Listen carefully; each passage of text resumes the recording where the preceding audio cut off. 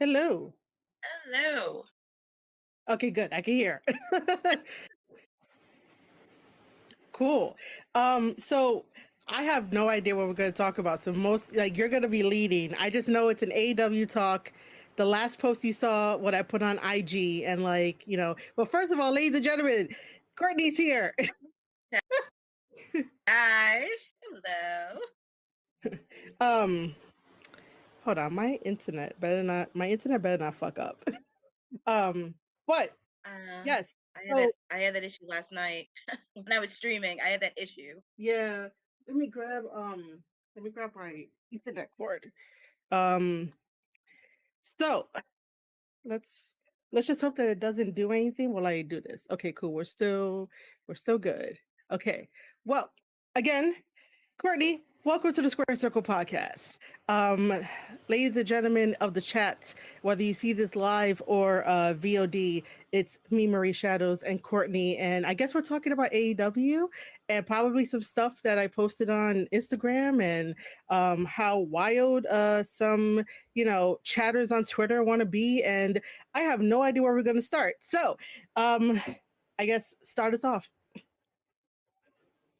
Well, yeah, I mean, if you follow me on Women's Wrestling Talk, I just did a 4-hour live stream where they went to the movies for Summer Blockbuster. But it was successful because I survived.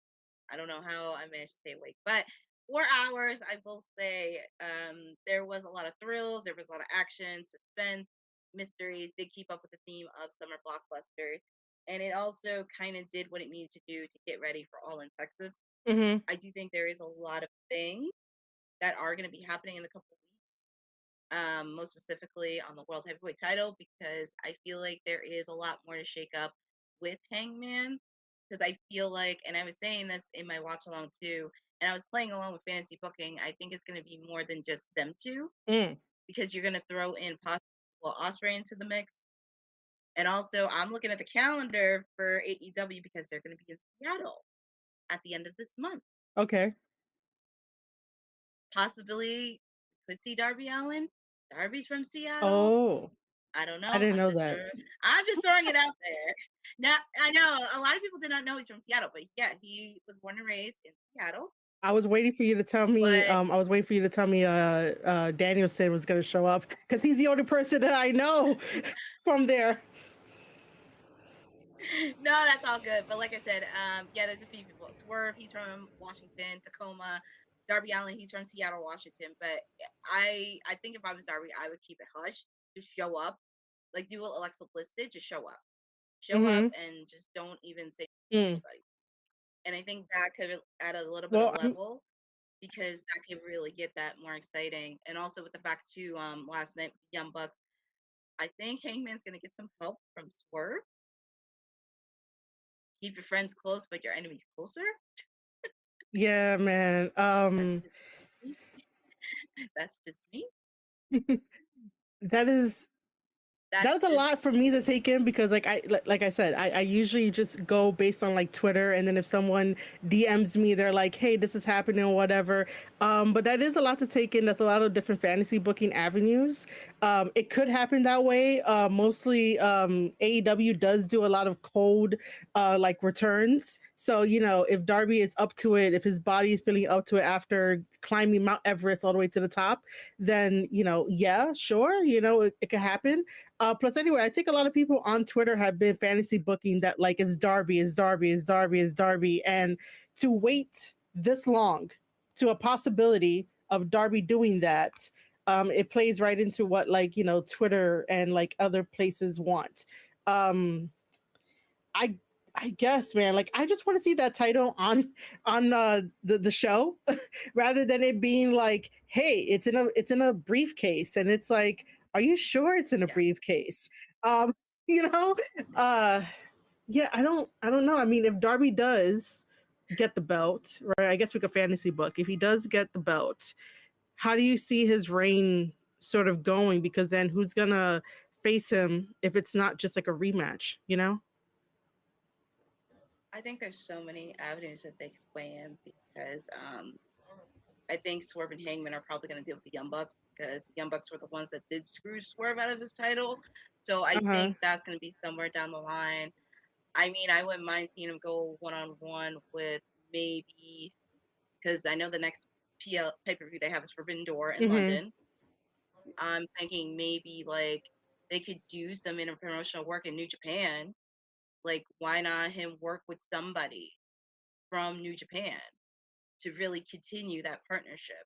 Because like as much as I would love Osprey to do it, it's like if Darby wins the title, just let him cook and just get him some new challengers. I mean, I wouldn't mind doing that. I would be shocked if they took it back Uh-huh. with him versus MJF because they did meet before when MJF was a champion. Yeah. They could take it back. There's also a few avenues they could do with it, but like I said, I wouldn't mind for them to take it back. Also, like having him work with somebody from New Japan since Forbidden Door is the next one.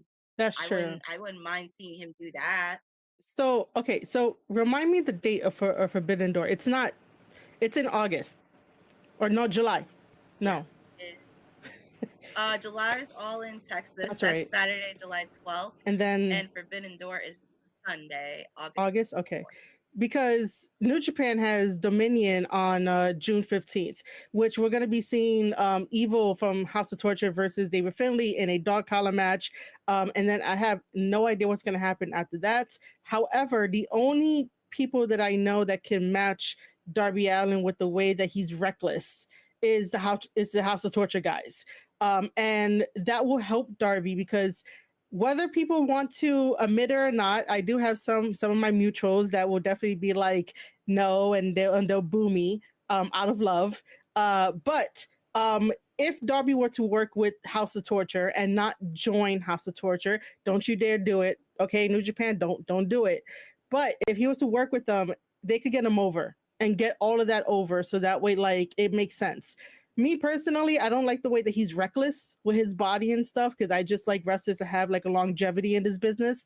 But Evil and House of Torture will get him over, and that will be a very interesting story per se, maybe to sort of start him off with that. So that way, at Forbidden Door, we could have something interesting where it's Darby versus Evil or Darby versus like Show. Show could probably be on his level, or even like Ren Narita, because Ren Narita is a very sly freaking wrestler that I'm like, yo, you gotta have eyes in the back of your head for him. So like those three would definitely be like the top three. I would be like, yo, you could work with Darby. That's who I can definitely like just think of. But yeah. Yeah, I think that would be great. I just think that would be great if he did work with somebody within the New Japan because I think that's one of the things, and especially with the fact too, two of your stars just came back from the Super Juniors tournament, Kevin Knight and Nick Wayne, because that was like Nick Wayne's first time like Mhm. wrestling in Japan in that tournament. So I think that would be really great for it to continue that and seeing a lot of stars who never wrestled in New Japan or wrestled with a star from New Japan would be a good opportunity to kind of boost Yeah, one of my buddies over here, Mo has said, personally, if we're fan booking here, just give me Goto versus Mox and give Goto the AEW title. Why not, man? It's the Goto Revolution. Like, let him get the title from AEW.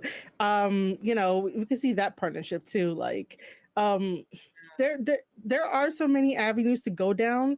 I just don't like that, you know, AEW tends to do this storytelling where it's like we're gonna walk but we don't know the destination. And then like you have all of these little pathways and you're like, we could do this, we could do that, but you're still walking. And it's like, but that was a good idea like 2 miles ago, you know? And they keep throwing stuff to the wall. And it's like, I need something consistent. I need like we need to go to point A to point B. And then if we need to make like 8.2, we could do that. But that could be later after, you know, the loose ends like get wrapped up or whatever. it. But man, like I don't know, the 4 hour paper 4 hour pay-per-view, it probably feels like a pay-per-view to you, but do you think the 4 hour dynamites, which was like sort of back to back, do you think they are beneficial?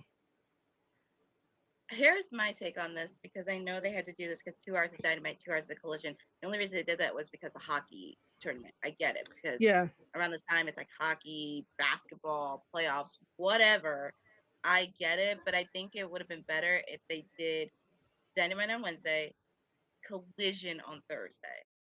Because they Mm. have done it where they've done it many times live where it was very smart because there was a few weekends that WWE had to do some of their PLEs and also with some of the playoffs happening it just made a lot more sense and I was very happy they at least did it back to back so at least some of the stars don't have to do a lot of traveling. They could just like go to work and do whatever. And plus this was really interesting because we had a discussion on this in WWT. I wouldn't mind if they did like a Sunday edition, like when they did it on TBS Oh. and Hmm. TNT from way back in the day. That could be something. But I don't know what the facts. I think it may have to be like off season for football because Tony Khan works during the football season. So that would have to be like something they would kind of have to do. But that's like a rarity.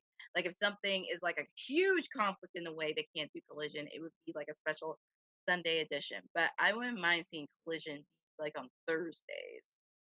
That would be kind of interesting too. And then the narrative online would be that it's going head to head with TNA, and TNA is like, we don't care.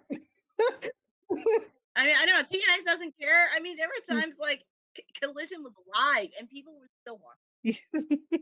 Pretty much, man. Like, that's how they operate. Like, they're like, I don't care. Um, so we still have Mox as champion. We have Hangman being the next in line to maybe like dethrone Mox. If it's not, then maybe a triple threat. And then yesterday, people were tagging me in like a couple of like AEW stuff. So like, they were tagging me in like the new unified belt. Which our buddy Mo here like wanted like to talk about because that was the first question he asked me when I went live just to like make sure everything was good. He was like, "Hey, what's up with that unified belt?" And I'm like, "I don't know." What is your take on this unified belt?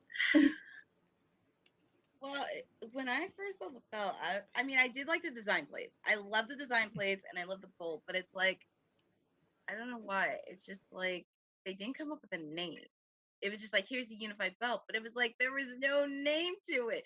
And it's supposed to be the second top tier belt next to the AEW World Heavyweight title belt. So it's like, what am I doing here? What are you trying to make me believe?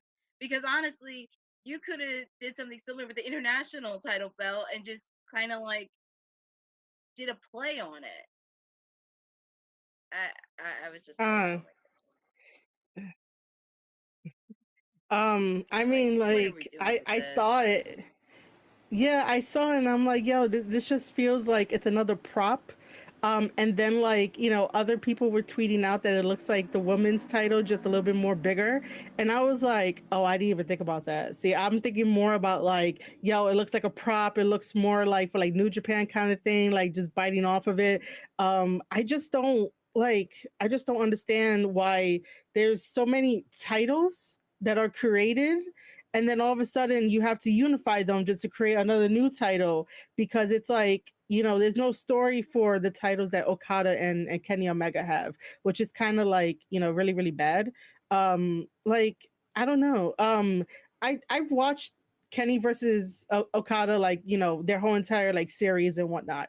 I don't think we need another one. And again, I go with the fact of that because Kenny has his like the freaking diverticulitis thing, which apologies if I like, obviously mispronounce it. But my concern is like, yo, you can't do 0 to 100 anymore, Kenny. Like, I'm so concerned for this guy. On a scale of 1 to 10, how excited are you for like a Kenny versus Okada match? I'm gonna give it a solid 7 only because I actually never watched them in New Mm, Japan.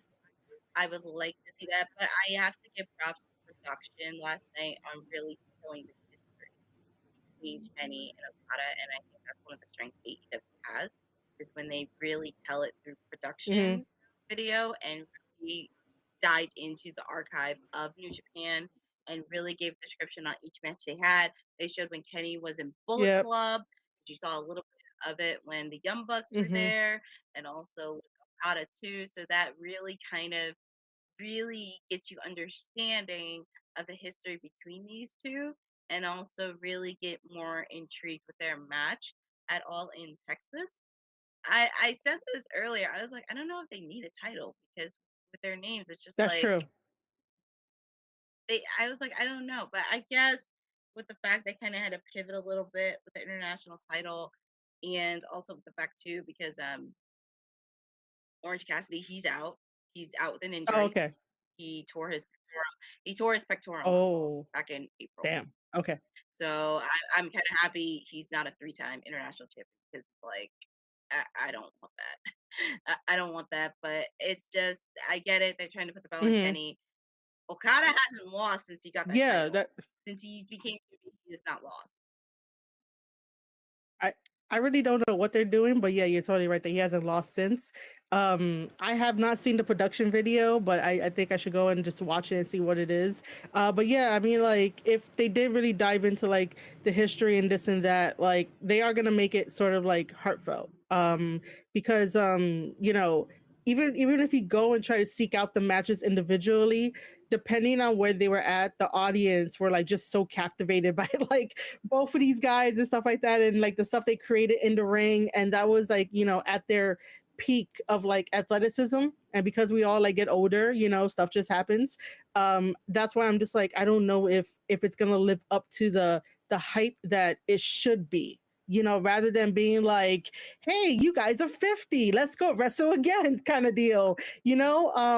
It's to have that kind of mindset of like, you shouldn't be pushing something that was brilliant to try to recapture the magic, because sometimes you just really can't.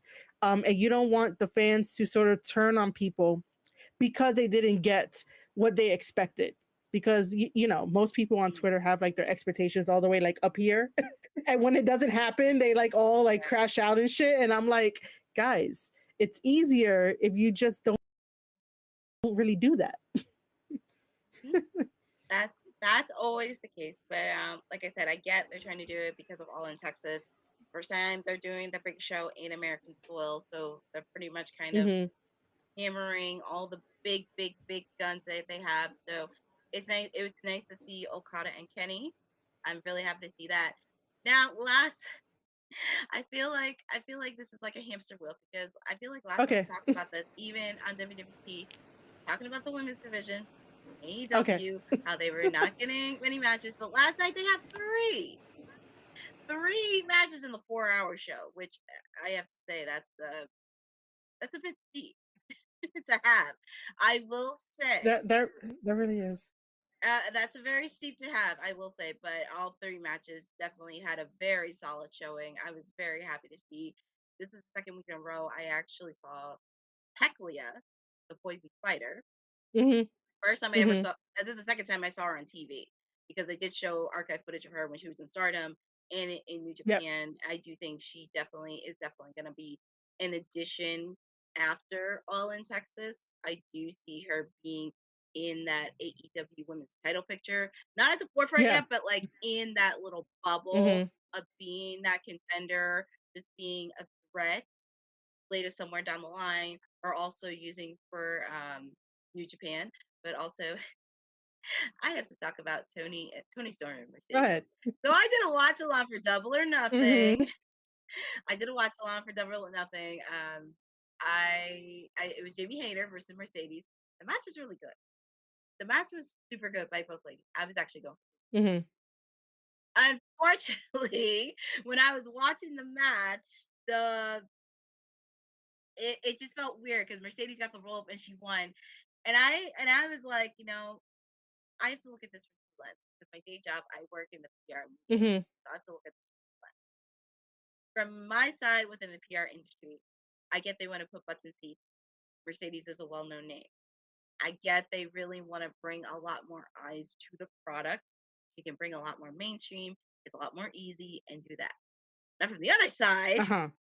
the fan side, and I'm not going to sugarcoat this, but I kept saying to myself, did she really needed to win that tournament? And did she really needed to win all those belts? Because I kept thinking with the name and everything that she has, it's like, does she really need to win that? And also with the fact too, not many people knew that Jamie Hayter and Tony Storm have unfinished business. Hmm. Like they have a story that's not even finished.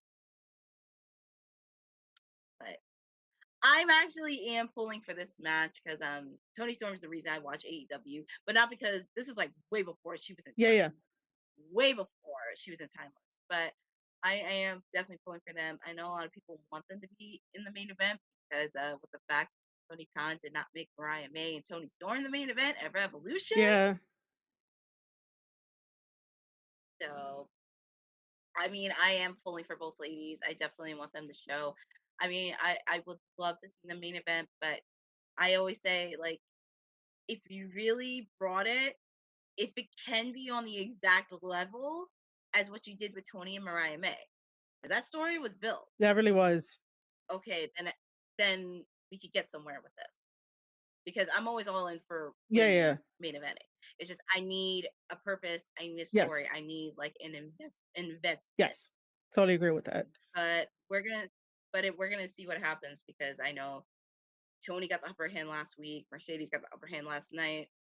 They're gonna go to Mexico next week, and Mercedes is gonna challenge the CMLL Women's Champion. Yeah, I saw that. I just wanted to back up just a tiny bit because I know that like online there's that discourse of like, um it's 50-50. We're just going to say it's 50-50 because I don't even know, but it would be easier to have it that way in our mindset that it's 50-50 when it comes to the online discourse of like, who should main event, right? I do understand that sometimes on Twitter, you might get those bots that will be like, women should 100% main event. It doesn't matter. And then you get the other bots where it's like men should main event no matter what, but those are bots, right? But for us to have like a real conversation about this, because I'm like, half and half, half and half.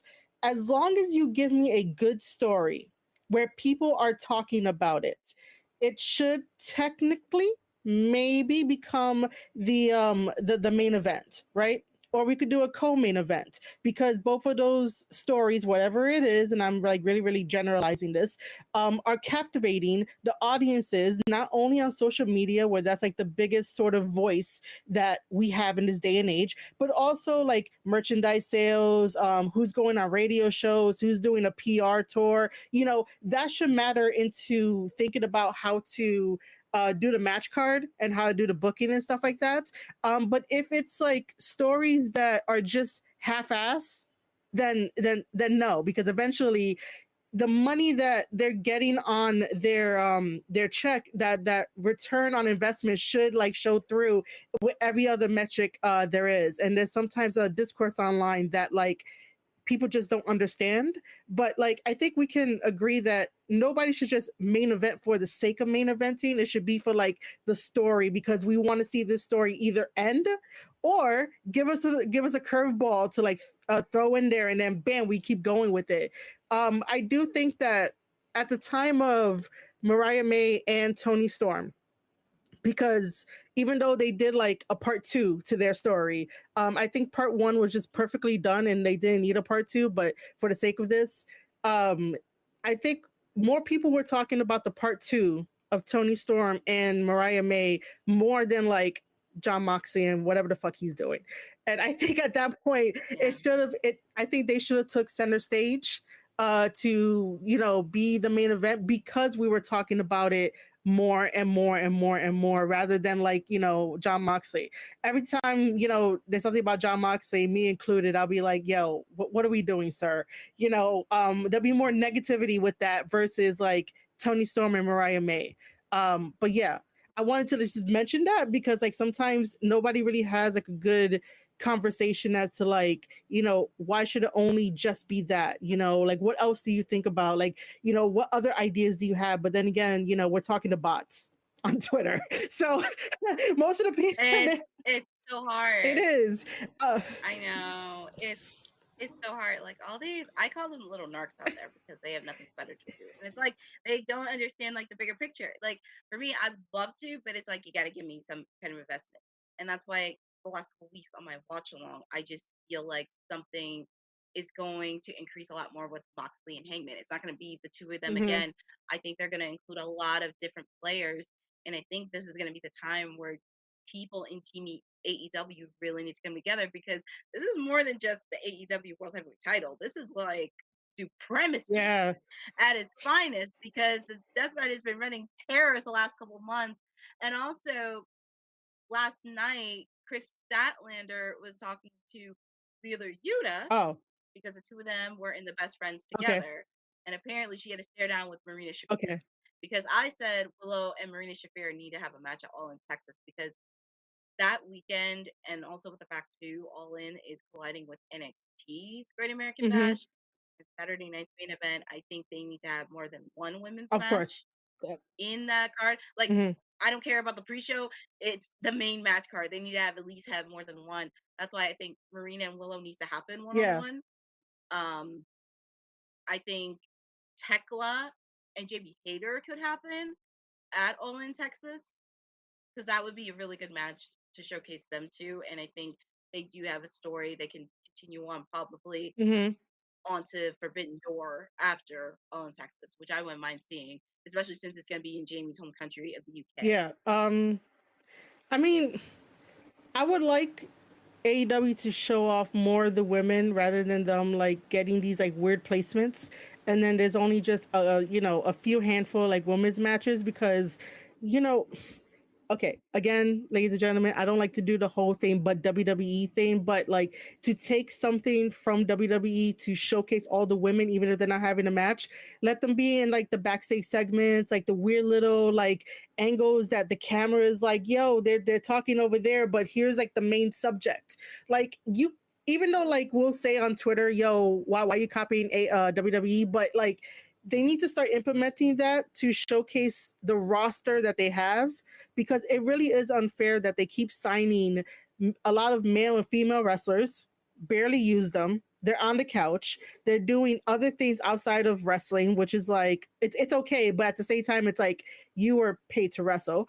But like they just got to start using their environment, using the cameras, getting a showrunner, so that way the women could feel like, yes, this is an AEW women's division, rather than us sitting here and I'm asking you, hey, is this girl in AEW? You know, like I don't want to do that. But AEW can take that from WWE, put a little spin on their own little thing, or just bring back vlogs, because I wanted to mention this like before, even like on Twitter, I wanted to have a discussion about it, but I think that the vlogging aspect was AEW's biggest strength when it came to creating AEW, creating the characters, creating the mini stories, and YouTube it's free. You make content for YouTube, you can get paid, with YouTube. If the reports ever like go through with Warner Bros. Discovery and whatnot, and how they're like going to be splitting stuff, and how we saw that apparently the CEO was like, "Oh, sports is not really like our main concern because it doesn't really get much like views and stuff like that." However he put it, I'm paraphrasing. Like, don't come after me, but the idea is that like if there's any sort of danger, just ink a deal with YouTube. Like just ink a deal with them, and then like it'll be a lot more better, because a lot more people are on YouTube like 24/7, like background noise, no background noise.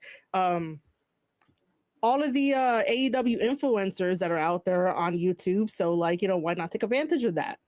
WWE is taking advantage of influencers a different way. AEW could be the other way, the alternative.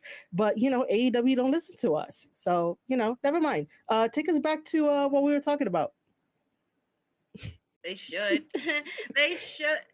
For somebody that's worked with influencers, and this is nothing against WWE. I just can't stand it when they try to bring in influencers. At least let them know what the product is. Yeah. At least let them know what wrestling is. It bothers me on some of the influencers WWE brings in. It's like they don't even know who Cody Rhodes is. They don't have no clue on who Seth Rollins is. They only know him because through Becky. Yep. Which is kind of sad. That really irks me. It really, really irks me. And especially Roman Reigns, and it's like they put the one up and that's it. That's it. It's like that's all I know. That's all. It bothers me too. Don't worry, man. Like that's why, like, if they're gonna do influencers right, at least have some people understand the product. Yeah. Understand I'll the tell you this. product. I'll tell you this, and I could definitely confirm what you're saying because when I worked at WWE in 2018 on the WWE Network, it was exactly that. I was just like, you hire people that don't know the product, and I'm there like, I'm the only one here that like knows all this history, all this stuff and whatnot, and I just hear conversations, and I'm like, why are you here? So yes, I can confirm and back that up that sometimes when they hire people, it's just like you need to know the product. I understand that they have well actually the ones that they hired didn't really have like a background in any of that stuff because you really didn't need to know much about working SEO, even though SEO for everyone out there is search engine optimization. You really didn't need to know, but you should have known the product because that's what you're watching 24/7 and like 5 days a week, 8 hours in a cubicle watching the product and putting in searchable words for the WWE network for it to thrive. And then all of a sudden, like some of these people that I hear, I'm like, hello, you didn't know that? Like, what are you talking about here? God. It's it's crazy. That's why like that's why I'm trying to push myself. That's why like at WWT they're trying to push me say Courtney, you need to work at AEW. I'm like, hey, Tony Khan. Yeah. Tony Khan. But I think your I video think froze, there is a but I lot. heard you. Oh no, I think we're I'm good. here. We're good. We're Okay. good. We're good. Yeah, you're good. Um, yeah, man. I mean, even if you did work at AEW, which I'm always for like people wanting to like pursue their, whatever dream they have and whatever they want to do.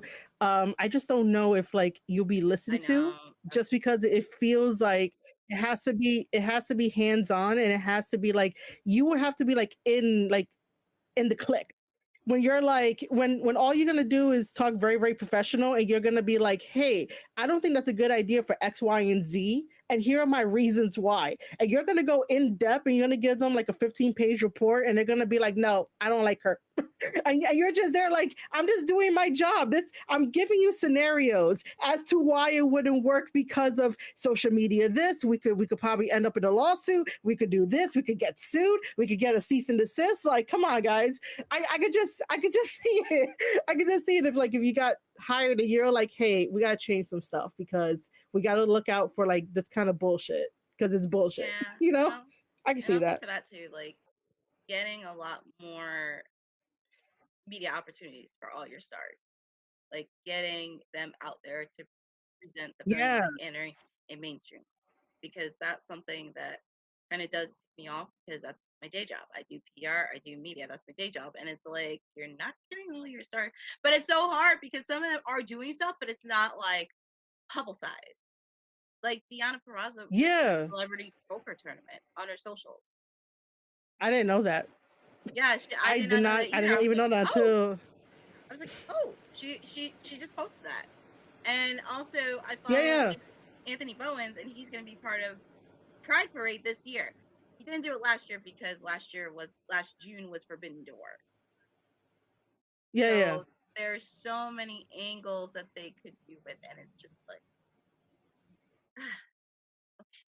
It really is. It feels like an indie. It still feels like an indie promotion where like they go out and do whatever they want to do and they go and promote it on their own socials, hoping that like it'll get picked up rather than like having AEW do it. And I understand that like AEW doesn't have the same backing or like machinery in a way as like WWE where it's so like machine oriented. You know exactly what's happening on like Monday, Tuesday, Wednesday, Thursday, Friday, Saturday, Sunday, but like for AEW, it's like you guys need to get a little bit more better at it. But then again, everything is just it's just a mess. It just really is. I don't know what else they can do to like get back on track.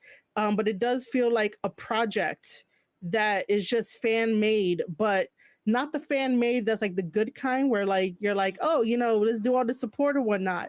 It's more like it's fan made, it's out there, somebody will eventually see it and hopefully it like kicks off. And I know some people might like, push back on me on that because it's been 6 years, but seriously, 6 years. here we are. But I mean, I'm not throwing the coffin because I actually want them to succeed. It's just they need to go through growing Same. pains. They just need to go through growing pains because, like, I mean, I'm still gonna watch the product, but I gotta provide like constructive feedback on this because, like, if Yeah. they can do better, it's just they just need to grow. Yeah. So let's circle back onto, because we were talking about the They just women. You mentioned Thekla, because like Thekla is really good in her storytelling. She has a really good look. She has like a really good storytelling ability, and like she was really hated, right? Because we gotta keep it kayfabe, guys. Hated over in Stardom, and attacking the president of Stardom and doing all this stuff, and having her like little tag team partner with Clark Connors, and they did a whole like nice little tag team thing over there, and it was fantastic. And I'm like, it needs to be on a bigger stage. I just don't want her to like get lost in the shuffle with everybody. And I recently saw like a little mini video of like she defeated I'm probably gonna mess up her name. You're probably gonna have to help me, but like Queen Amanada.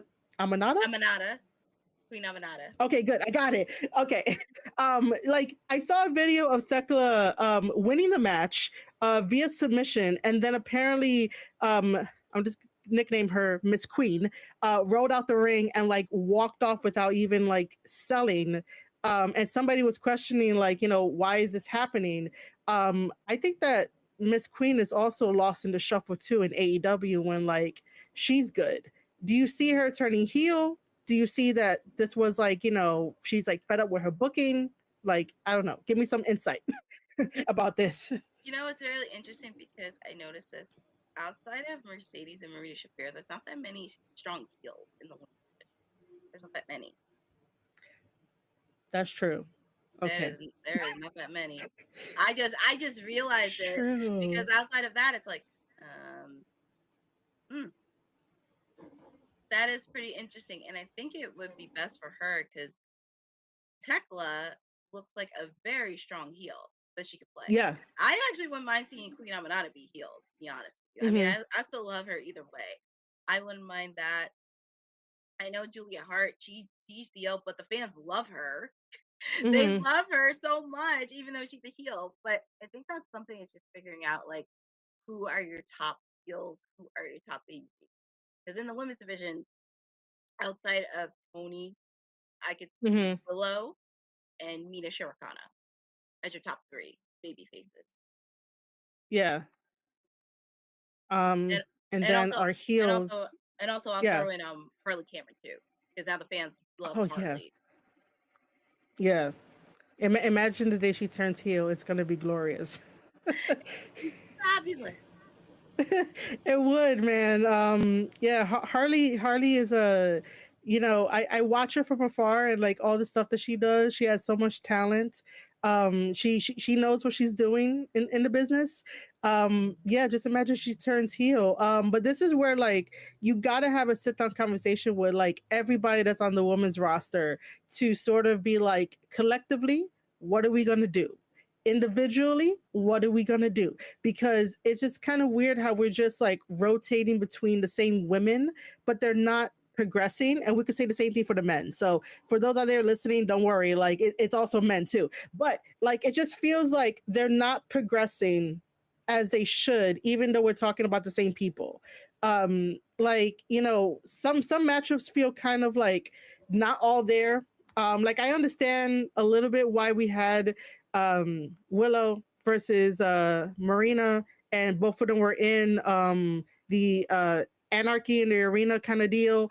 I get it, but like, I don't know, man. Like Marina, obviously she's a tough girl, a fighter, but it just comes across as like you got to stop pretending to be the character. You got to be like the character that you are. Willow's a sweetheart, but she does have a mean streak. Yeah, I don't know, man. Like sometimes talking about like the women's division, I can't pinpoint or place exactly how I want to like position them. If we talk about like in the storyboard, I really can't do that. But I could do it with WWE. I think that's something that kind of really do there because especially with that and also with the fact too because the reason I said like Marina and Willow need to have it all in Texas, they've been going at it for months. And also with the fact too, with the Death Riders and also with Team AEW, they actually have a female that fans can get behind, which Mm-hmm. is Willow. Because at least, okay, that could be something. But then, like I said, she's dealing with this thing with Chris Statlander. Yeah. Also, another thing to consider. So I don't even know what's what because Willow's trying to handle Marina, and then we see Chris Statlander talking with the Yuta and having to stand out with her. So it's like, I mean, what are we going with this? What are we doing with Which it? by Yeah, which by the way, something like that can work on paper. You just gotta have someone to direct it and like, steer the ship. Like, you know, um, to bring up Mariah May versus Tony Storm, and we know that RJ City, was helping out behind the scenes with that and like writing that part and stuff like that. Why is he not involved in any of the other women that need help with their story? It doesn't like Willow, Chris, and Marina doesn't have to feel like a Mariah, Tony, and Yep. Mina kind of deal. But it like if he could just sort of direct the ship for it to make sense, why is he not being hands on with any other women other than like maybe whoever they gave him?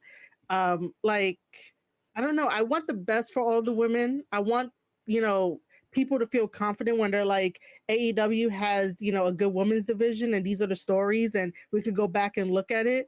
But at this rate, it's like I don't even know. I'm with you in the same boat to be like, I don't know anymore. I don't know either. So that's something. And also too, like if you saw my watch along last night, said was on it yesterday because Mercedes and Tony are gonna face, and I will say this: if she wins 7 belts, I don't know. I mean, I'm still gonna watch AEW, but it's like if there's one belt I want her to drop, it's the TBS. Rest of the belts Yeah, I don't really care. that One has not belt, really been defended. one belt, and the crazy part about it is the only woman she has not faced is Thunder Rosa. That's one of the only females she hasn't faced.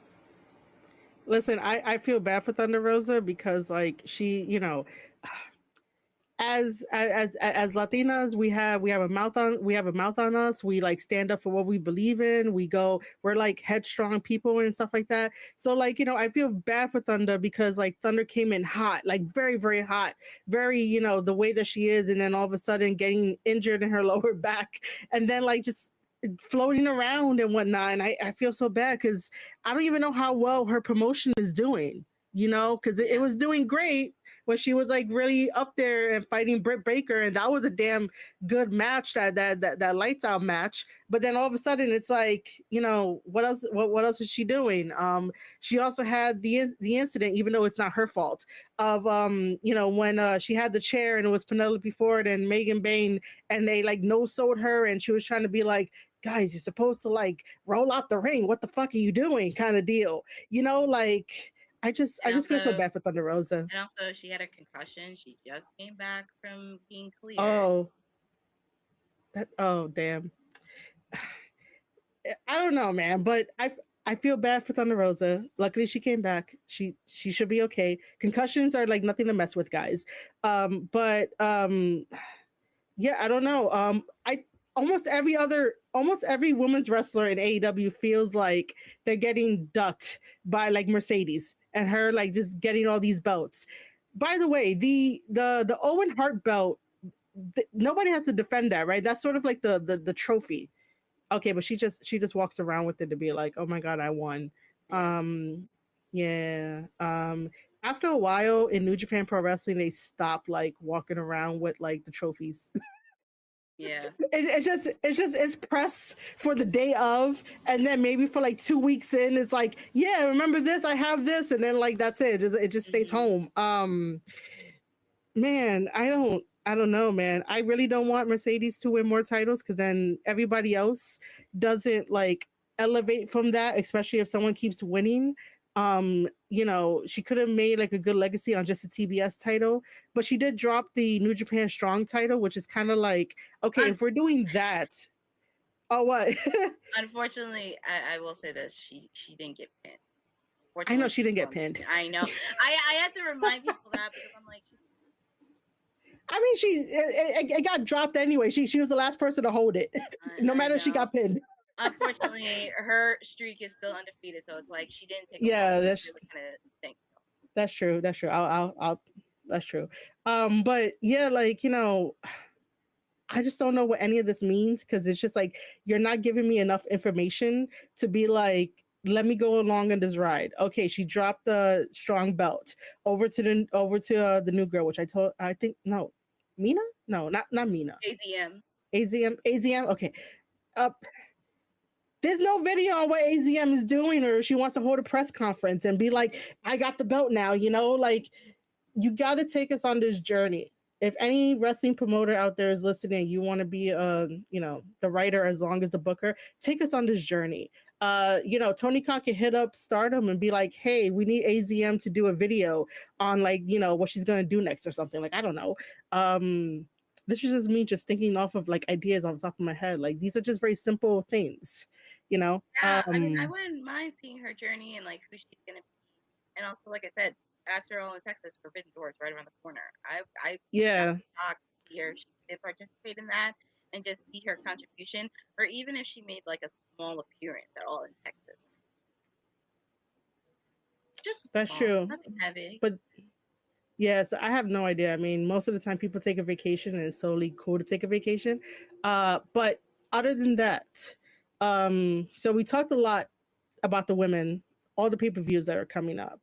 Um, I put out a video going over the kayfabe problem that we have in basically in the New Japan community where like they're still keeping strong with kayfabe, and I'm like, you really can't do that, especially with Gabe Kidd going from New Japan to AEW to being with the Death Riders, and I'm like, bro, what are you doing here?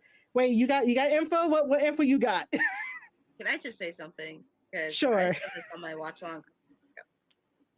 Gabe Kid, you are still on my enemies list.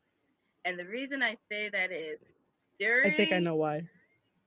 during my watch Okay. along in that trios match, you Yep. spat in Willow Nightingale's face. Yep. I Okay. do not We can talk appreciate you about it. spitting in anybody's face.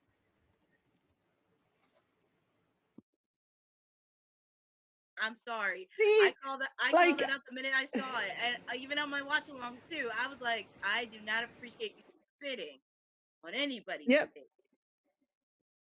See, I'm not the only one. I said the same thing too. I'm like, it's the principle. Like, I don't even live by that. Like, if someone spits on me, you're getting cracked in the face. I'm just saying. But like, you don't even do that to like your fellow wrestler. I was saying, as I was talking about it on like my video, I was saying that like there are different ways, or even on Twitter, there's different ways to get heat in 2025, and he's been doing a good job to get heat different ways in 2025. But to sort of do the act of spitting because on Twitter they basically slowed down the video and there was like no spit, but I don't really give a shit. That's not the point. The point is do not spit on people because that's just really, really disrespectful.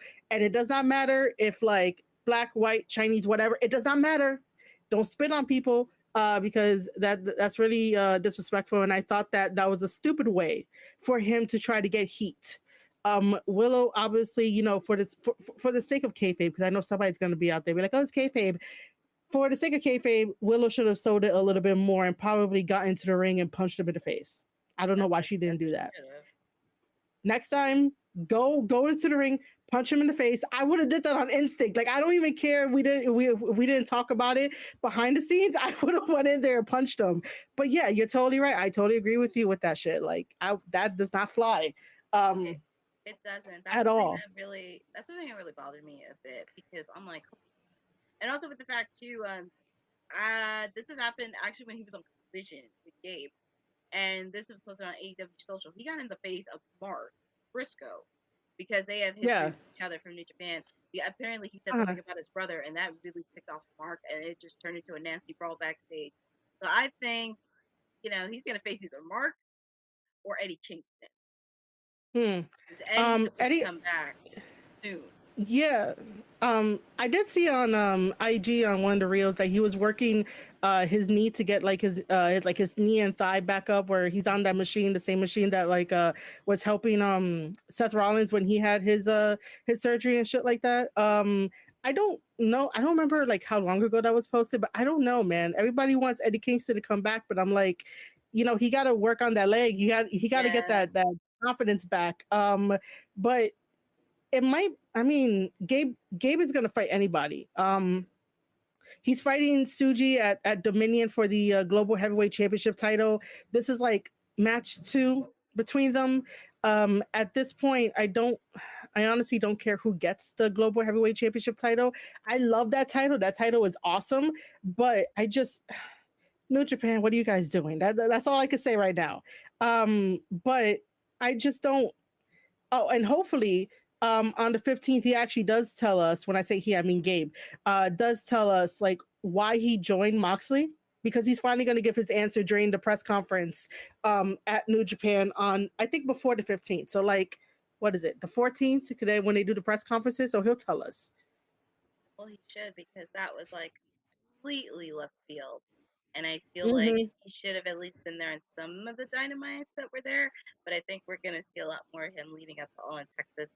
Also, I would not be shocked, especially with the fact too, if he did show up during All in Texas to try to help out. That's true, and that's closer to the end of the month. No, All in Texas is next month. Mm-hmm. Maybe. I mean, right after, I mean, during Dominion, they're probably gonna drop who's gonna be in the G1. So he might end up being in the G1. So I don't know. We gotta stay tuned.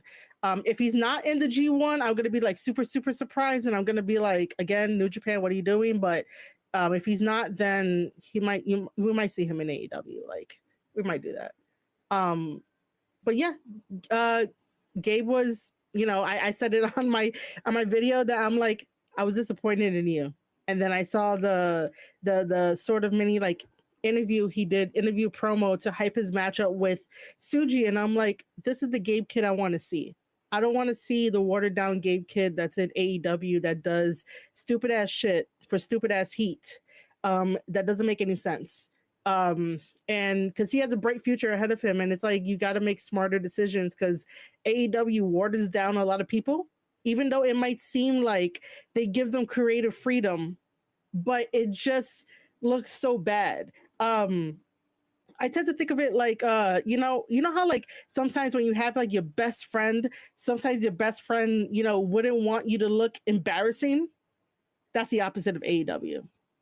You have friends at AEW that like, yeah, you're good. You can do whatever you want. And then like it looks embarrassing when you see the final edit. But like if you had a true best friend, they'll be like, yeah, let's not do that. You're gonna look kind of embarrassing. Let's do it this way. And then when you do it this way, it looks like $1,000,000. I just don't want Gabe to go down that route. I don't want like Clark Connors to go down that route. And I'm just mentioning like the War Dogs because like the War Dogs are like self-made, and they got themselves over in New Japan Pro Wrestling. And then when you add the Young Bucks and when you add the Good Brothers who are coming back, it's sort of like they're gonna water you guys down. Also, you don't want to make business pleasure, and I could tell that has happened. WWW, not on Tony, because like I said, I don't want to blame this all on Tony, but you got to look at your circle and your executive. You also have to look at who's your EVP. Come on. Wait, say one more time. You got. Oh, can you hear me now? I could. You just cut Okay. out at the part. Oh, but for me, because I think everybody wants to pose the finger at Tony, but the thing is, like, Tony gets so much crap. I mean, but you kind of have to look at like in the executive circle and not mix That's true too. with president. So you kind of have to take a look at who is your and really not favoring. Like you got to focus on the product and the wrestling because Yeah, there's yeah, the world. yeah. Um, let's see. Did we cover everything of AEW? Because again, like I'm letting you lead because I don't watch AEW. I try to stay up to date with New Japan You Pro try Wrestling to and stay. like You try to stay up to date. I think I covered I covered the men's side, the women's side.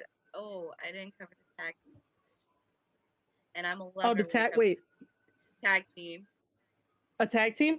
Okay, so Because let's cover the tag team. I'm a lover of all tag teams, but I have nothing against her. where are we going? Hmm. Where That's are true. we Tell me. going? Because it's like, where are we going? And for me, it's like nothing against them. And I was saying this on WT. I was like, I think they're gonna hold until 2025 because I'm trying to think of a tag because Private Party's MIA. You haven't seen the Hmm. Guns since they beat them.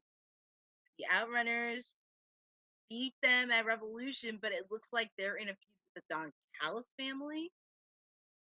Um, you Okay. also have Roderick Strong, and Kyle O'Reilly because they're undefeated as a tag team, but they're also feuding with the Don Callis. I feel like almost everybody's feuding with the Don Callis family. I don't know why. But yeah, Roddy and Kyle, they're undefeated. And also with FTR, they have their heel, but you don't want to pull the trigger on it just yet because they're still like kind of working that groove. So it's like, Yeah. where are we going? I don't know, man. Like, again, this is that thing of like you throw everything to the wall, see what sticks, and that's the thing you go with until like something happens. But you're totally right. The Guns have not been on TV. I don't know if they're hurt or whatever. But they've been radio silent ever since. I think they're waiting for Jay to come back after he's done healing, and we might see them return. Which is a very good idea, but also a bad idea at the same time, just because people forget about them in a way. You don't want that. You don't want that momentum to die in a way. I would tell them to go to conventions. Be like, yo, go to conventions, make some money, get your name out there and whatnot. But yeah, maybe they're gonna like come back when Jay gets healed. Yeah, because I know Jay White, he broke his hand. So Hmm. that's Yeah. also another thing Uh, too. But I was having a little fun with this on the fantasy booking because I think I may start hmm. doing fantasy booking on my live. So Yeah. I was kind of thinking about this because the lanes are split up, but I said for now, because I was telling people this 2026 Wembley Stadium, I think they are going to make a comeback next year because they're going to be back at Wembley. They were involved in the first two Wembley. And then when you really Hmm. think about it, because I was kind of thinking on how this story is going to play out with the tag team divisions, because I would not be shocked if like FTR and the Hurt Syndicate really kind of made some kind of alliance and terrorized the entire tag team division. So that could Yeah. be Yeah. something to good do because you kind of have to bring something on how like Bowens and Caster are going to look at them because they're the former tag team champions. They were the winningest tag team before FTR took that away. They were one of the Hmm. only teams that beat FTR, and also with the fact too when they were having problems and when MVP approached them, they kind of saw them as a threat. So that's also another layer. But that's also like me doing like some kind of booking. And that's like I'm thinking long term storyline because that's like 2026. Wembley Stadium is something that I'm doing, like having that.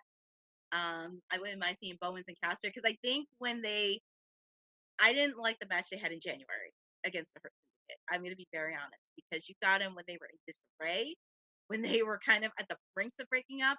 But I think Yeah. once they start to click and have that resurgence again, by the time next year, they're going to be fine.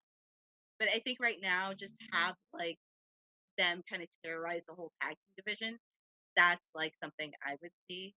So, because right now I can't see any legit threat for the Hurt Syndicate right now. That is true.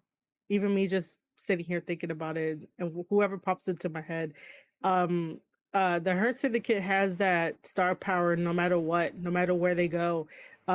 It sort of like overpowers everybody else, but then again, mostly everybody else is not really built up. If we really wanted to just throw a name out there, FTR comes close to, rivaling the Hurt business, the Hurt Syndicate. Sorry, Hurt Syndicate. FTR is the closest. Everyone else just needs to be built up. And I think that, maybe the 4 hour events of Dynamite back to back should have dedicated at least, they should have reformatted it to where each division that they have, the heavyweights, the women, and the tag team, which I think that's all they have, an hour should have been dedicated to those divisions to create story, and then the final hour could have been like a free for all of whatever. And I think that would have been like a very positive way to be like, this is who we are again. We got the time to do it. Let's go do it. It's not going to be perfect because we really don't want it to be perfect, but fans would have been like, okay, now I get it. You know, I think they should have did that. Yeah, so that's something I'm gonna be very intrigued on what direction they're gonna do, and also just figuring out a way, because like I'm still manifesting. Like I have a, well, I don't have it with me, but I am creating like I'm creating a Yeah, yeah. timeline for 2026. So that's like something to think about, at least for 2026. But I can see like FTR, like the Hurt meeting somewhere down the line. I can see them making terror, and like all the tag teams are going to be looking like, what are you going to do? What are you going to do? And who are you going to turn to? Yeah. Also another thing too is that because I don't know how many tag teams AEW has, but you know, New Japan also has you know, World Tag League. And if they're still gonna go with the partnership, I guess we're gonna still fantasy book this. But I do want to see like some new tag teams in World Tag League because right now with like, you know, Jeff Cobb left, with Naito leaving, Bushi leaving, AEW got like all the big stars. It's sort of like I don't know what other tag teams I could be like, yo, New Japan, you gotta put them in other than like we gotta look outward now. But I wouldn't mind having AEW heavyweight tag teams over in World Tag League when we get there, like in December, like November, December time.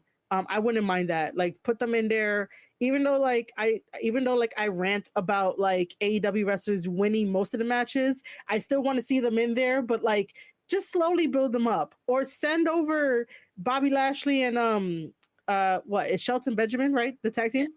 yeah. Send them over to like New Japan and let them do like a tour and a half, you know? You might as well. And plus, like MVP does the same promo. Like, where is the competition? Where's the tag teams? I'm like, Japan, Yeah, CMLL. I know pretty much. CMLL has tag teams. They have to have Oh, tag they do. They do. Every time CMML guys show up on MOW, they're always tag teams, and like I'm just like, oh look, a tag team, a tag team. You know, they're always a tag team. It's either like some father son tag team or some cousin and you know, relative tag team stuff like that. But yes, totally right. CMML has a tag team. New Japan has tag team. You know, who else they're partner with? That's about it. Yeah, Well, like DDT Pro, but DDT Pro is questionable, so just be careful when you guys search for DDT Pro. It's questionable. But they are tag teams. But yeah, I would like to see the Hurt Syndicate over in New Japan. yeah, I mean, I wouldn't mind that. I wouldn't mind seeing them, especially with Forbidden Door on the horizon. That could be something Hmm. as well. It could be. But yeah, tag teams are definitely like I enjoy tag teams. I enjoy single wrestlers. You know, I also enjoy the women's division when it's like built up and whatnot. I still think that I still think that women should not be put in a box when it comes to wrestling. And just have like point A, point B story, and then that's it. And you're like, what else do I do? You know, I like the way that, you know, um, like what Chelsea Green does with like all the women wrestlers and give them a voice and give them some spotlight or whatnot. They may not be in the main championship title, but we're still talking about it. And I think that AEW needs a Chelsea Green sort of leader for like people that won't face Monet, but they'll still be talked about. That is true. And also, I'm now seeing it with Lyra Valkyria now. She's now starting to really get comfortable and starting to Yeah. feel a lot more confident since booting Becky. Yeah, I've seen that too, and I was like, finally, because I needed her to have some personality, and I'm like, I like this idea. I like that, you know. I guess we get to call you Bird Lady and all that, but you're a damn good wrestler. But I need some personality, girl. Like, you know, get mad or get something, you know. You know, I just think all around myself and Courtney are very passionate about wrestling. It does not matter if it's like the women's division, men's division. We just love story. We just love like good story where we get to follow and be like objective when we like talk about this and be like, well, we could do this, we could do that. We're not saying we're right. Everything's gonna have flaws. Don't think that this is like our like word and gospel, because it's not. No. And also, the one thing I will say when you post it, because I know we're done with AEW for now, but there was one thing that you posted on your Instagram, Oh and it was yeah. regarding formerly known as Baron Corbin. He doesn't go by Oh Baron yeah. Corbin yeah, he tweeted about Dave Metzler, which I mean, I will say, being a person that works in the military, especially in this business, I've seen this in the past, not just him, but various dirt sheets as well. No disrespect to anybody else for that, especially on Fightful. Sometimes you kind of need to really think strategy, and sometimes you kind of have to think about what you say, because I feel like nowadays everybody thinks there's an expert because they know behind the scenes and everything Oh else. yeah. But it's like, have you even been to a media pressing room? Have you had the chance to interact with somebody from the PR comms team in any one of the promotions or even independent? And especially with the I fact too, it doesn't help with some of the wrestlers know your reputation, because you and I both know this. It's a very small community, and if word gets out that you're really being dishonest and you're doing a lot of crazy, shady stuff under the bus, then you're gonna get blackballed. Mhm. Yeah. Um I mean, we really don't want that there. But yeah, you're totally right. On my Instagram, I did post what Baron Corbin said, aka Tom Prescott, because he is right, even though he just went after Metzler, but like the history of like Metzler getting a majority of that stuff wrong, which is like, bro, like you really got to stop, and all this kind of stuff. Like to call him out was kind of cool. I do agree that other people should be called out by wrestlers, and I do think that wrestlers should be smart in who they reach out to, or if the person reaches out to them, to just vet them a little bit and be like, well, are you going to twist my words? Are you going to make the headline be like something I didn't say, or paraphrase it to the point where like the context is completely taken out? Because nobody wants to be put in a bad light when they're talking about something when they're talking about something either personal, or when they're talking about something that we all go through, and it may sound a little bit bitter, it may sound a little bit frustrating, but the headline is going to read that such and such yelled at whatever, and it is like, I never said I yelled at this person. I was just frustrated. It was just one of those days. You can't have an honest conversation with people that want to become a snake in the grass and want to twist your words. And then when you bring it up, it's like, oh no, we didn't do that. When it's like, here's the evidence. That's why like I always maintain a privacy barrier. If I'm ever like interviewing a wrestler, I'm never gonna really ask them like any personal questions on camera, because it's like that's not my business. Now if we become like best friends outside of like the camera and like outside of wrestling, sure, yeah, but I'm not gonna tell your business to the whole world. It's still not my thing to do that. So I always try to be like, we're doing an interview in like kayfabe. We could probably pivot a little bit, but it'll be mainly like, let's stick to the story. Let's stick to who you are. Let's stick to giving you a platform so that you can shine better. And hopefully, I could do that for them. Um, I take this shit so seriously and so Yeah. and so professionally that I'm like, yo, I just need to do it in a professional manner, because you open more doors that way, versus like you're gonna tell a lie on this person, you're gonna like talk some shit about this person or whatnot, and it's like all that shit is gonna come bite you in the ass. That's all it is. It's gonna come bite you in the ass. It's not ideal, especially if you want to get to the top right away, but like in the long run, it's a marathon, not a sprint, ladies and gentlemen. um I don't know if you want to add some words, because I have a question for us, but I don't know if you want to add anything. I mean, everything you said was great. I just think it's also really important, even for me, I joined Women's Wrestling Talk because I interviewed, I mean, you saw the channel, I've interviewed countless women's wrestlers so far, not just on WWE, but also AEW side. And it's really awesome because you have to understand they're humans too. And we had this conversation Mm-hmm. this past week because the countless threats we get from so many wrestlers, from Rhea, Roxanne Perez, to Queen Amanada that happened recently. It's one of those things where don't be weird. Don't be weird and just approach them humanly. For me, I always like to tap into their own personalities and what they like outside Mm-hmm. of wrestling and questions that they never heard. And they get so excited when people ask them about those questions. And that's something I always plan to do, is just researching on my part and really building that relationship as well, because Oh yeah. I always want to make sure to really continue building that, and especially on a platform like this, because there is people out there that do a lot of weird and crazy things. For no reason at all, man. Like, relax, guys. It's gonna be okay. So our question comes again from our buddy Mo. Question from earlier statement: would it benefit AEW if Hangman wins the title at All In Texas and the Death Riders turn on Mox and make Adam the new leader? Do you think that would be interesting? Well, first of all, Hangman Adam Page cannot lead. So that's just like a weird thing. I mean, the Dark Order tried. He could have been the leader of the Dark Order, but he's like, no, guys, I gotta go drink away my sorrows at the bottom of this bottle. He's always been a loner. Yeah, that's my He's answer. No, always that would not been be beneficial, Mo. he's Yeah, always been a loner. And the thing is with him, like if you've seen his story from the beginning on how they're gonna portray him, this has been a whole story of redemption for him in a way, because he's now finally battling his demons. He's starting to come forth with them, because the rivalry we had with him and Swerve, I thought that was pure cinema between them two, because they know each other so well.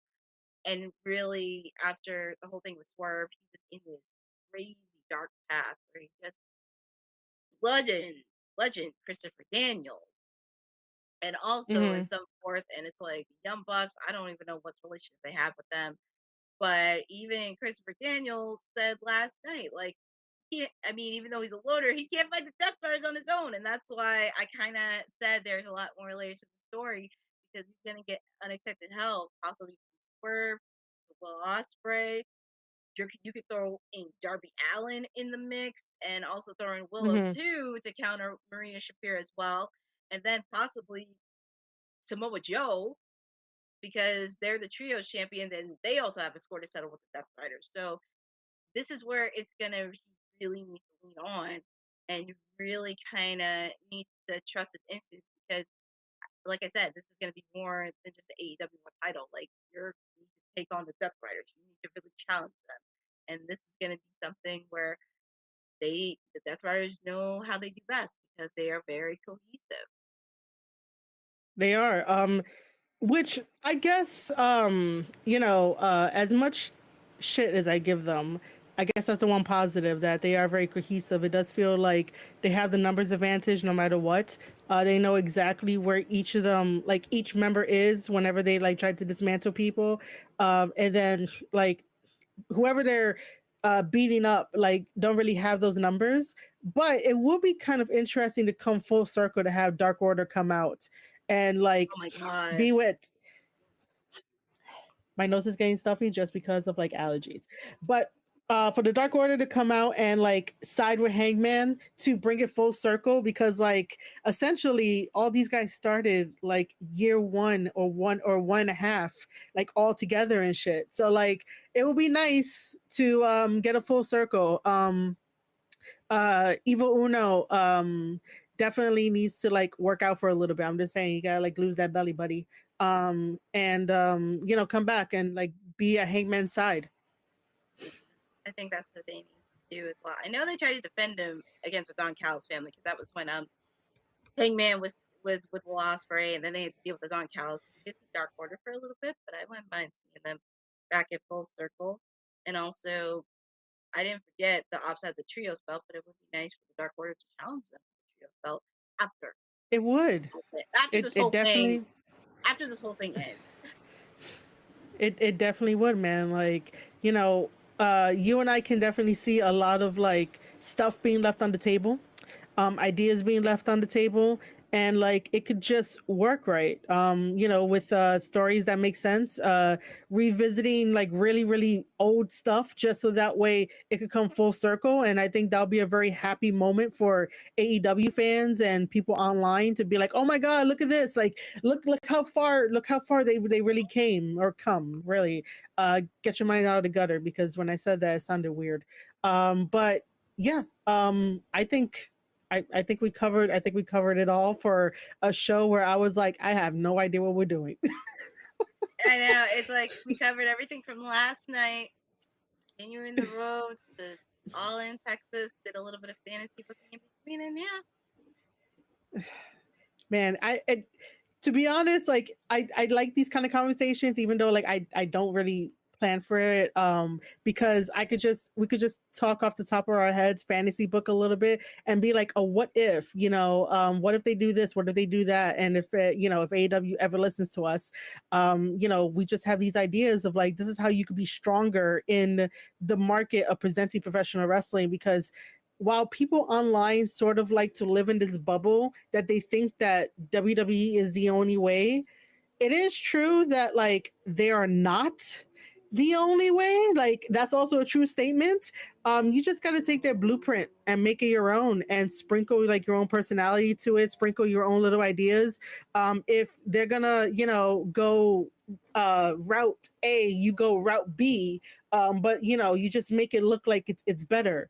You do, this is why you guys need like content creators that end up like creating these like universes and cinematic stuff and Mm-hmm. using all the camera and lightings and whatnot. Like you got to do that. We got one more question from Denisha, which I'm glad she showed up.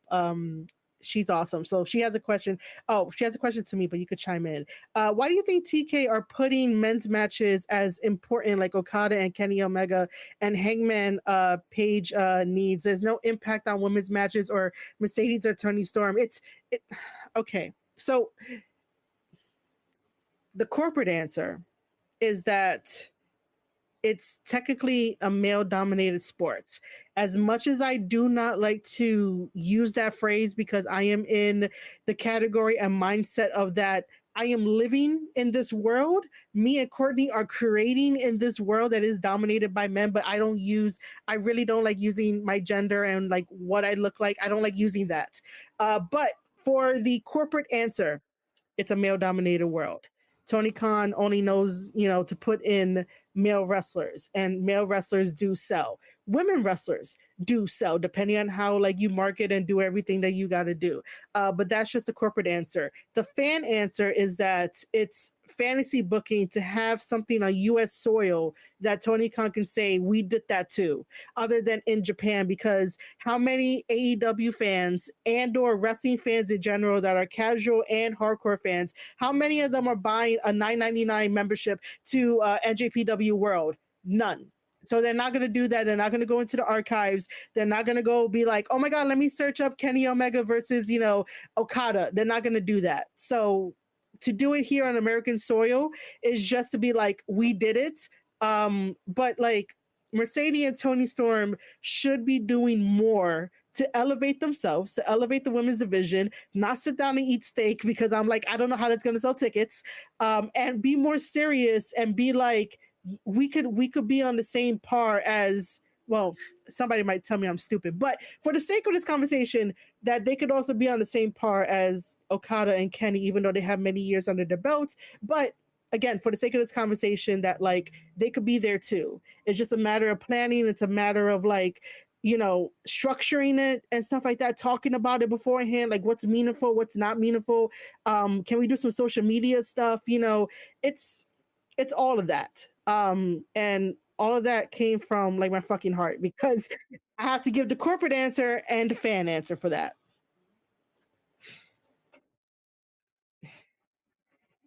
What's up? I mean, I mean, you kind of were spot on because, like I said, male dominated Okay. sport. I mean, and it's so funny. Women's wrestling talk. We were talking about this a month ago after Gail King got fired, and we noticed there's not that many women taking on those positions as bookers, producers, Yeah. trainers. Yes, but not at that level. not at Mm-hmm. that level because I started to notice that Yeah. too, and it's like I think we need to change it because like I rather have I don't want like a woman there just because of gender diversity. I actually want somebody there who understands the brand and the product, especially if they live, eat, sleep, and breathe like you and I did it because I know you do a lot of stuff too. Mm-hmm. I'm now starting to do commentary in the independent scene. So that's like something like I just did Yeah. commentary for an all women show in New Jersey. Like that was their first one, which was Congrats. crazy. Yeah. So It's yes, it's it's one of those things, and it's like we need to kind of change it. I would love to see a lot of females take on like the producer jobs, the corporate jobs, executive office, because like I said, you can't mix business with pleasure. And I that's understand true. because one of the people that you mentioned in the question is an EVP. It's who? Wait, what? An EVP. Oh, oh. Yeah. Yeah.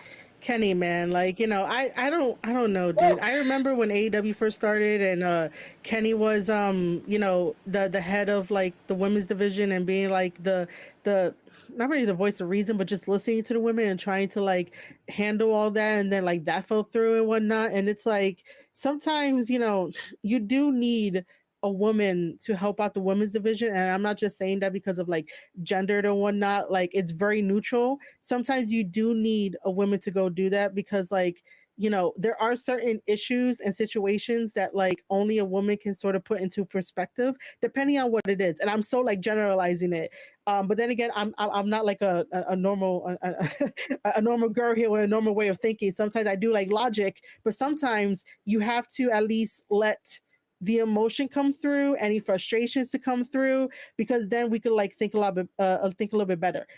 But to get back on track to the thing of having more women in certain positions, I would like that too. There are Bells to Bells, which is ran by a very veteran woman. I can't think of it like right now, but Melissa. she has her own women's promotion that's Yeah, out there. Melissa. It it's like Bell to Bell.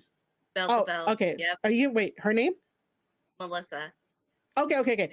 Because There's I've that. been to a few Yeah. shows. There is hmm? I've been to a few of their shows, Okay. and because well, I live in Jersey, so it's not far from me, where I'm at. But I've been to a few of their shows.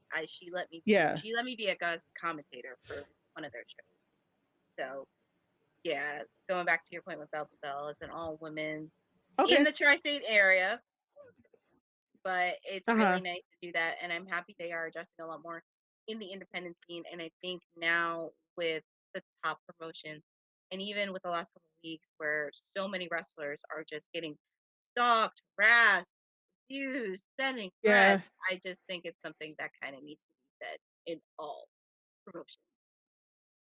Yeah. I think that I don't want to say we should go back to sort of, I mean, well, you always got to stay guarded, okay? But I think that with the recent years of like really opening the curtain, for a lack of a better phrase, and really showing the fans like, hey, this is the behind the scenes stuff. This is what I do. These are this is that, and whatnot. People have taken upon themselves to think like they get full, complete access to these people.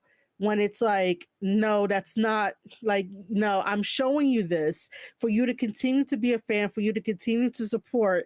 And if they have like a dream or a project that they want to do, you'll jump on board and be like, yeah, I support you. But most of the time, people are like, I could go into your house.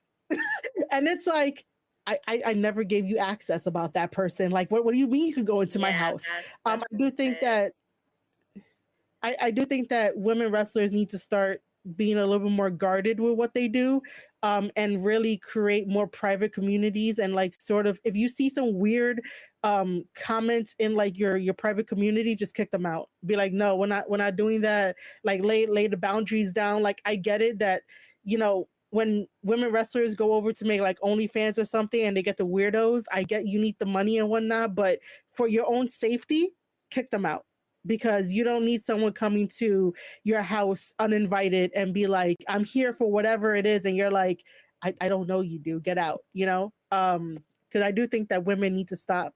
Well, not really women, but people, fans, including women that like stalk other women, stop your shit. That's all. Yes, please. Like, stop your shit. Yeah. I would definitely love to be in some executive positions or even some writer positions and stuff like that. Like, you don't know how many times I sent my application over to WWE and whatnot, but you know, I'm very grateful for all the opportunities that like I've ever had working at WWE, and then like, you know, them letting me go and then doing the podcast and getting the opportunities with MLW and even getting more opportunities with MLW, and even when I did a commentary on the indies for Goddesses of War Wrestling and like all this kind of stuff. I am just completely thankful. And again, I don't use my gender for any of that stuff. It's like, I love what I do. It's business first, Hmm. pleasure second. That's how I operate. Yeah, agreed. And Agreed. and with that, I don't know if you have any final words before I ask you to put yourself over.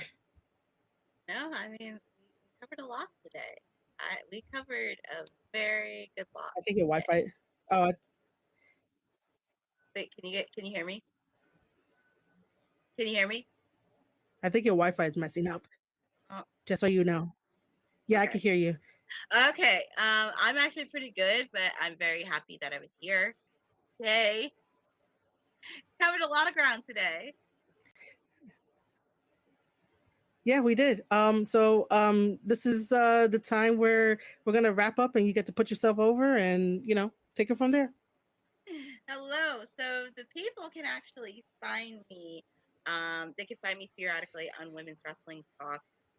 Sporadically every Monday, Wednesday, and Friday. We do our weekly show. Wednesdays, I do my watch along, my Timeless Elite Wednesday watch along for AEW. We really much break down anything that's happening within the whatever happening in the AEW Dynamite next week. They're going to be in Mexico, so feel free to hop in. I mean, we do talk about it. We do live play by play. Of course, provide a little bit of fantasy booking in between. You can also follow me on @CourtneyNJ11 on Twitter and Instagram, where I do have a lot of content that's happening in the coming days, from when I did Queen of the Ring red carpet to also doing Wrestling 90s Con with my cohort Honey. Feel free to do that. Also, just make sure, because I am going to post stuff from when I did. Oh, and make sure to follow ISPW Wrestling, because I am part of the commentating team. I'm really, really excited to be a part of it. And we just actually did our all women's match, the first ever all women's show that was started by women, middle part by women, ended it by women, and I was very, very excited to be on that call. We're definitely getting content for that. Also, I had the chance to do Q&A with some of the female wrestlers, and they were so much. So please make sure to follow all the social accounts. Please follow Women's Wrestling Talk, because we're doing a lot. We're doing a lot this summer. We're definitely going to do that, and also I think it's a possibility I may be at Fanatics Fest next weekend. That is okay. I had to make sure my mic was on because you know, humor problems. Um, but that is fantastic. Just so you know, commentary is a blast. I love Yeah. it. I miss it.